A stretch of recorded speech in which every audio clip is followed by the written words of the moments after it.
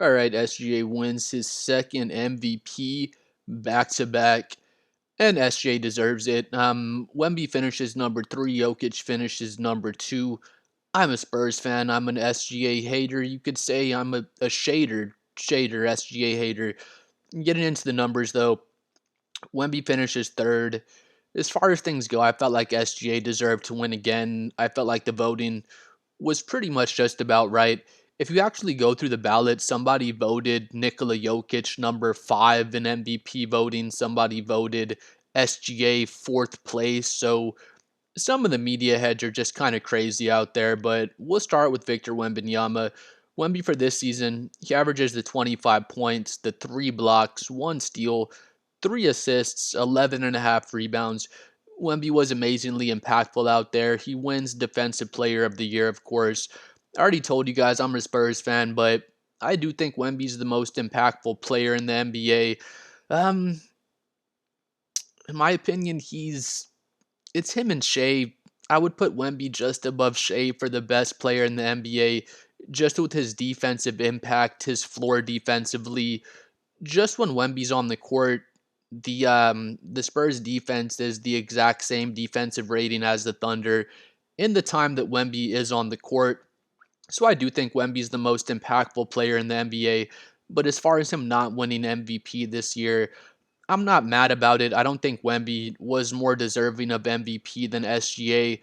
With SGA's numbers, his usage rate, the way he takes care of the ball, the Thunder's offense is just give SGA the ball, have him draw all this gravity to this side of the court, swing the ball around, get open threes, get easy roll dunks, get easy backdoor cuts. For Chet Holmgren and the rest of the boys out there, where the Spurs, they have De'Aaron Fox, Castle, Dylan Harper. If you've been watching the Spurs all season, like I have, the offense doesn't run through Wemby the way that the Thunder's offense runs through SGA. His usage rate is just so crazy and so through the roof. So as Wemby's career goes on, maybe he becomes just a total offensive hub. But right now he's not the Spurs offensive hub so much. He draws a lot of gravity on his rolls. When he runs a pick and pop, there's so much gravity on Wemby, on the ball and off the ball. But again, it's just not he just wasn't a better player than SGA this season, even though I do think he's more impactful as far as both sides of the ball goes. Wemby was 35% from three. He was 51% from the field this season, so he came up from 48% this season up to 51% this season. He should never shoot less than 50% from the field for the rest of his career, to be honest. Wemby put on 30 pounds of muscle, honestly. It's just all muscle since his rookie year. So teams will still try to play Wemby physically, and that's the best way to try to bother him, but it doesn't work. Doesn't work as well as it used to last season and since his rookie year. Moving on to Nikola Jokic. Jokic averaged 28 points, one and a half steals, 11 assists, and the 13 rebounds. He does have the one and a half steals. People like to hate on Jokic, say he's a really bad defender. He is a really bad defender. He averaged almost one block per game as well. But once you get him out in space on a pick and roll, once you get him switched out onto a guard, they just blow by him a lot of the times. He can't really play defense on the perimeter.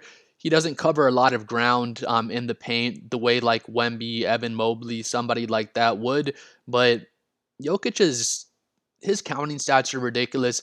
I've heard people calling Jokic a PRA merchant. That's points, rebounds, and assists. And if you get a bunch of points, rebounds, and assists, then I'll take you on my team. I think people get into the advanced analytics so much these days, and since Russell Westbrook averaged his triple double, whichever year that was, people like to try to devalue points, rebounds, and assists, which I think is just so funny. But again, Jokic, the 28 points, 11 assists, and 13 rebounds. He took a step down from what he did last season because last season he was 30 points, 10 assists, and 13 rebounds. So his scoring came down a little bit. His rebounds came down a little bit as well. But Jokic is suffering. Him and SGA are kind of suffering from the same syndrome. you have an amazing year like SGA did last year, like Jokic did last year, and if you have an amazing year last year, then this season you come in and your numbers aren't as good as they were last season, even if it's a small drop, just like what happened with Jokic, it's going to be hard for voters to see your play, I guess, drop off, for lack of a better word, to see your play drop off, just like Jokic's did. His scoring came down a little bit. His his rebounding actually got better, but his scoring came down a little bit. He had back-to-back amazing seasons, but I don't think he was as impactful as SGA. Just overall, um, they use Jokic, of course, is the offensive hub for Denver. Everything runs through Jokic. They just get him the ball right there at the top of the key, right there at the top of the three-point line. Maybe they try to get him a touch in the low post. It's really hard against OKC. They do such a great job swarming him down there and not letting him get those entry passes. Jokic gets the ball. He's just a hub offensively. Everyone's running around, dribble handoffs, things like that, pick and rolls, pick and pops. And he's just trying to distribute and get the ball to his teammates all around him. And it works really well most of the time. But we saw in these playoffs, you just sag off of Jokic, try to take away all of his passing angles, leave him open at the top of the three-point line. If Jokic wants to take 10 threes and knock down 5 or 6 of them, I'm just going to shake his hand at the end of the day and say good game, bro. Where with SGA, you really can't take him out of the game that way. He'll have the ball in his hands all game long. He's going to get to his spots. He's going to get to his mid-range jumpers. He's going to be able to get to the rim. And just does a better job as a primary ball handler. Where Jokic is a center, he needs guys to get the ball to him in his spots. Where with SGA, you just give him the ball, let him bring it up the court. He's going to get wherever he wants to get and just get high quality shots for himself and the rest of his team, possession in, possession out. Jokic shoots 38% from three, so his 3-point shooting came down from last season. Then he shoots 57% from the field, so his field goal percentage came down just a little bit as well. Jokic had an amazing season. I thought he should have won it last year, to be honest, and now his numbers, like I was saying earlier, they take a drop off. Two spectacular seasons back to back, but I do think SGA was just more impactful out there throughout the course of the whole season. Last season, SGA was 33 points per game. This season, he comes down to 31 points per game. Still amazing. He's 6.5 assists per game, just about the same as last season. His rebounds come down from 5 to 4, but they're not really looking for him to grab rebounds out there. Has 1.5 steals, just about 1 block as well. SGA is a really good defender. He's a strong on-ball point of attack defender, but that's what they have Caruso for, Lou Dort out there. SGA can do it. He's a really good rim protector for a point guard, shooting guard, whatever you want to call him. He does a great job coming over from the weak side and getting shot blocks and protecting the rim at his position. OKC's defense is just so great. They swarm around so crazy. SGA does a great job playing the passing lanes as well. He does a great job coming off to help. Let's say a ball handler is coming down into the paint. SGA will come off of his man. He has active hands and kind of get steals that way as well. But 31 points, the 6 rebounds, rather 31 points, 6.5 assists, 4 rebounds. All of his numbers came down other than his assists, but pretty much everything came down. His scoring came down about 2 points per game. So just like I was saying with Jokic, when you have an amazing season, the next season people look for you to have on all right to justify voting for you as MVP again. So SGA's points, rebounds, assists, they all came down a little bit, just like Jokic's. His free throw attempts, he was 88% from the line. He's an amazing free throw shooter. While we're on free throws, he attempted 9 free throws per game. It's not crazy. SGA does flop and foul bait a lot. If you're a Thunder fan and you don't think he flops and foul baits, you're just lying to yourselves. I'm a Spurs fan. I love Manu Ginobili. He would flop and foul bait all the time, and I still love him. It's all good, but I won't pretend that he doesn't flop and foul bait. And if someone tells me Ginobili's a flopper and a foul baiter, I won't tell them, oh, you just don't know ball, bro. SGA flops and foul baits, and it's all good. With that being said, Kobe, Micheal Jordan, James Harden, all those guys, they would take a similar amount of free throw attempts per game. They were usually right there around 8, 9, 10 free throw attempts per game. So it's not like SGA, he does get a superstar whistle, but it's not like how some people make it out to be. It's not like he's taking fucking 12 or 13 free throw attempts per game and getting the most free throw attempts per game out of any player in NBA history. Another thing people like to say, one of my coworkers, he'll just say, "Oh, SGA fucking sucks, dude. Without the free throws, SGA wouldn't be shit." This season, his free throws made, so he's making about 8 points per game off of his free throws. So you take those 8 points away, now SGA averages 24 points per game on 55% shooting, and he's still an amazing player. And you're not just going to totally take away all 8 of those free throws. Let's cut him in half. Let's say he's only making 4 free throws per game instead of 8. He's still averaging 27 points per game on 55% shooting. I'm an SGA hater, I'm a Shai hater, I'm a shader, but I'm not going to act like he's not an amazing player without the free throws, because some people just take the hating too far. His three-point shot has gotten better. He's about 39% from three. He was shooting 40% from three for a lot of the season.